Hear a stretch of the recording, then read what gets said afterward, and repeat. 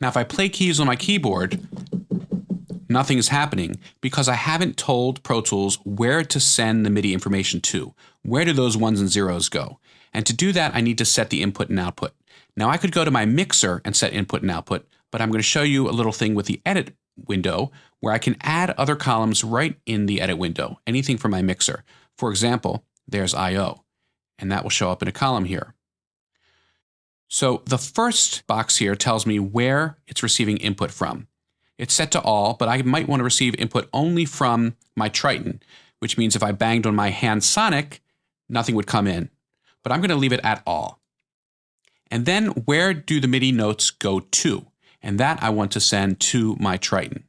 Each MIDI instrument can have 16 channels, and some MIDI instruments allow you to have multiple banks of 16 channels.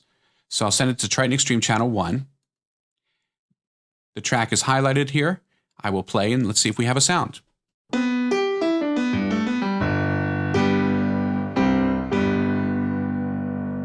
Well, that sounds pretty good. Now, the reason I'm getting that sound is because when I play my keyboard, it's sending a MIDI note to Pro Tools, which is then turning around and sending it back to the highlighted track, which is here, to the Triton Extreme. If I change this to something else, like my hand sonic, it would send those notes from my Triton now to the hand sonic and would play whatever sound I have my hand sonic set to.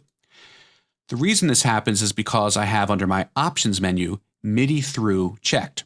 If MIDI through is off, then when I play my keyboard, it will not send those notes back to you. It will record the notes, and when I play them back, it will play them, but I won't hear them as I'm putting them in. So usually you want to have MIDI through checked. But this poses a problem because you have your keyboard or controller set to output audio to your mixer or your audio interface. When you play your keyboard, even when you're not using Pro Tools, you can usually hear a sound.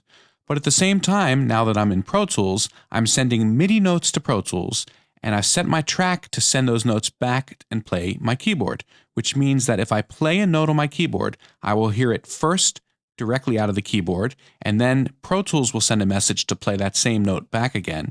So I'll actually hear the note twice, slightly offset by the delay it takes to go through Pro Tools and back again.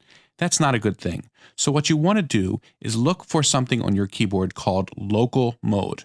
Almost all keyboards, drum machines, and anything that makes a sound will have a local mode, and you need to turn that off. That means when you're disconnected from Pro Tools, or when you don't have a MIDI track enabled talking to that keyboard, you will not hear any sound when you play your keyboard. But when I do enable a track and direct the output back to my keyboard, I will hear the note, but only once now, because Pro Tools is in control. So in the next lesson, we'll go ahead and record some MIDI notes.